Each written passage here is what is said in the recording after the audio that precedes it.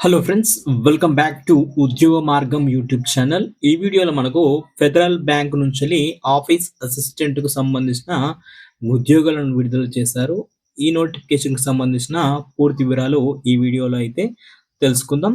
So వీడియోని అయితే like చేయండి, అలాగే మన ఛానల్ని సబ్స్క్రైబ్ చేసుకోండి. ఇక వివరాలకు వెళ్తే మనకు ఫెడరల్ బ్యాంక్ నుంచి అయితే ఈ నోటిఫికేషన్ ఆఫీస్ అసిస్టెంట్ నోటిఫికేషన్ అయితే రిలీజ్ కావడం జరిగింది.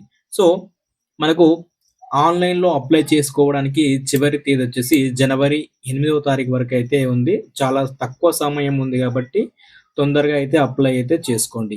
ఇక దీనికి సంబంధించిన ఆన్‌లైన్ ఆప్టిట్యూడ్ టెస్ట్ అనేది మనకు ఫిబ్రవరి 1వ తేదీన నిర్వహిస్తారు.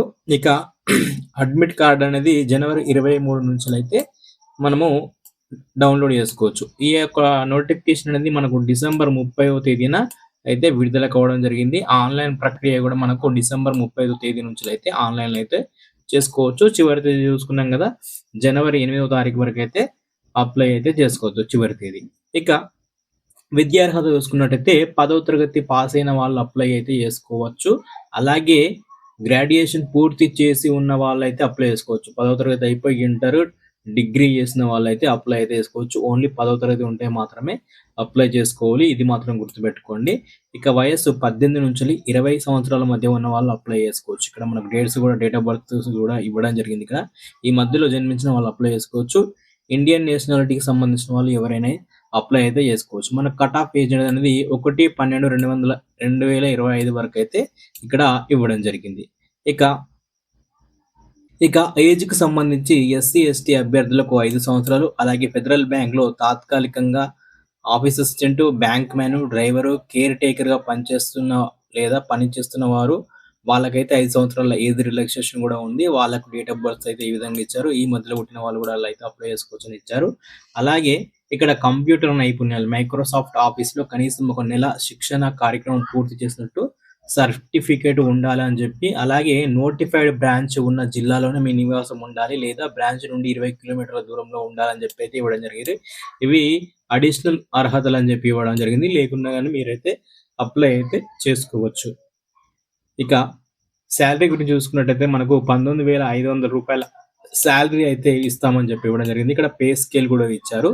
దాంతో పాటు నేషనల్ పెన్షన్ స్కీమ్‌కు అర్హులు, అలాగే గ్రాట్యుటీ, అలాగే మెడికల్ ఇన్సూరెన్స్, అలాగే రాయితీలు, వడ్డీ రేటుపై రుణాలు అని చెప్పి మీకు ఫెడరల్ బ్యాంక్ నుంచెలైతే ఉంటాయి.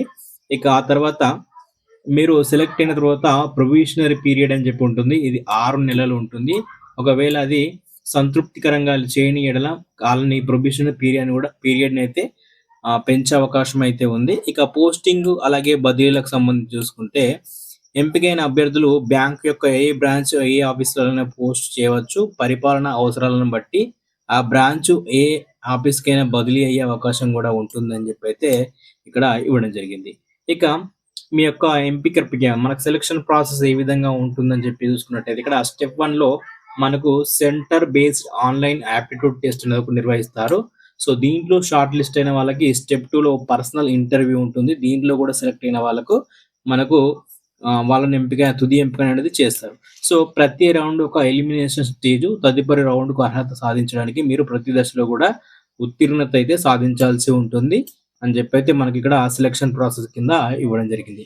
ఇక ఆన్‌లైన్ ఆప్టిట్యూడ్ టెస్ట్ ఏ విధంగా ఉంటుందని చూసుకున్నట్టయితే ఇక్కడ మనకు కంప్యూటర్ నాలెడ్జ్‌లో 15 ప్రశ్నలకి 15 మార్కులు, ఇంగ్లీష్‌లో 15 ప్రశ్నలకి 15 మార్కులు, లాజికల్ రీజనింగ్‌లో 15 ప్రశ్నలకు 15 మార్కులు, మ్యాథమెటిక్స్ నుంచి 15 ప్రశ్నలకు 15 మార్కులైతే మొత్తం టోటల్‌గా 60 ప్రశ్నలకి 60 మార్కుల కింద మనకు ఈ 60 నిమిషాల్లో ఎగ్జామినేషన్ అయితే ఉంటుంది. మనకి ఎగ్జామినేషన్ మీడియం వచ్చేసి ఇంగ్లీష్‌లో ఉంటుంది. దేనికంటే ఇందులో నెగెటివ్ మార్కింగ్ అయితే ఉండదు అని చెప్పి అయితే ఇక్కడ ఇవ్వడం జరిగింది. దీనైతే గుర్తుపెట్టుకోండి. ఇక ఏ విధంగా అప్లై చేసుకోవాలి? ఇక్కడ మనకు ఫెడరల్ బ్యాంక్ .in కెరీర్‌లోకెళ్ళి జాయిన్ అవర్ టీమ్ పైన క్లిక్ చేసి మీరు రిజిస్ట్రేషన్ చేసుకోవాలి. ఈమెయిల్ ఐడీ అలాగే మొబైల్ నంబర్‌తో రిజిస్ట్రేషన్ చేసుకొని ఓటీపీ ద్వారా వెరిఫై చేసుకోవాలి. ఆ తర్వాత మీ యొక్క వ్యక్తిగత, విద్య మరియు ఇతర వివరాలను జాగ్రత్తగా నింపాలి. అలాగే ఫోటో, సంతకం అప్లోడ్ చేయాలి. ఆ తర్వాత ఫీజు చెల్లించాల్సి ఉంటుంది. ఆ తర్వాత ధృవీకరణ, మీ రిజిస్టర్ ఈమెయిల్‌కి వచ్చే కన్ఫర్మేషన్ మెయిల్ మరియు మీ ఈ రసీదును నిర్ధారించుకోవాలి. ఈ విధంగా మనం ఆన్లైన్లో అయితే అప్లై అయితే చేసుకోవచ్చు. ఇక అప్లికేషన్‌కి సంబంధించిన ఫీజ్ చూసుకున్నట్టయితే జనరల్ మరియు ఇతరులకు వచ్చేసి రూ. 500 ప్లస్ జీఎస్టీ కలుపుకొని వాళ్ళైతే పేమెంట్ చేయాలి. ఇక ఎస్సీ, ఎస్టీ అభ్యర్థులకు రూ. 100 ప్లస్ జీఎస్టీ కలుపుకొని వాళ్ళు పే చేయాల్సి ఉంటుంది. ఒకసారి ఫీజు చెల్లించిన తర్వాత రిటర్న్ అయితే ఇవ్వరు. అయితే ఈ ఆన్‌లైన్‌లో అప్లై చేసుకోవడానికి అవసరమైన డాక్యుమెంట్స్ మనం ఇక్కడ చూసుకున్నట్టయితే 10వ తరగతి మార్క్ లిస్టు, చిరునామా ధృవీకరణ పత్రం, Aadhaar, passport, voter ID, driving licence లాంటివి, అలాగే పాన్ కార్డు, మైక్రోసాఫ్ట్ ఆఫీస్ ట్రైనింగ్‌కి సంబంధించిన ఒక సర్టిఫికేటు, మనకు నివాస ధృవీకరణ సర్టిఫికేటు, అలాగే కుల ధృవీకరణ పత్రం ఎస్సీ, ఎస్టీ అభ్యర్థులకైతే ఇవైతే అవసరమైతే ఉంటుంది. ఇక నోటిఫైడ్ బ్రాంచ్‌ల గురించి మనకు 20 కిలోమీటర్లు అంటే మనకు ప్రస్తుతానికి ఈ నోటిఫికేషన్‌లో తెలంగాణలో రంగారెడ్డి బ్రాంచ్ ఆఫీసు, హైదరాబాద్ గచ్చిబౌలిలో ఉంది.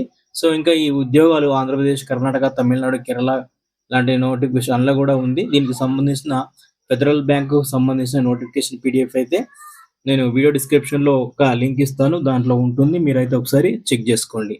ఇక గుర్తుంచుకోవాల్సిన ముఖ్య విషయాలు చూసినట్టయితే ఫస్ట్ ఆఫ్ ఆల్ మీరు తొందరగా అప్లై చేసుకోండి.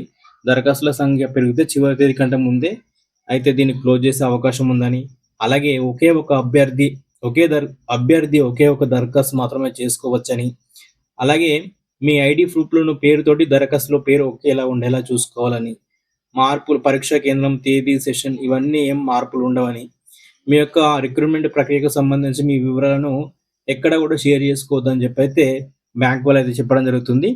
ఈ నోటిఫికేషన్‌కి అప్లై చేసుకోవాలంటే జనవరి 8, 2026 వరకైతే చివరి తేదీ ఉంది. అది అప్లై ఆన్‌లైన్ లింకు అలాగే వీడియో డిస్క్రిప్షన్‌లో కూడా ఇస్తాను. సో, వీడియో మీకు నచ్చినట్టయితే లైక్ చేయండి. ఎవరికైనా యూజ్ అయితే వాళ్ళకైతే షేర్ చేయండి. Thank you friends. All the best.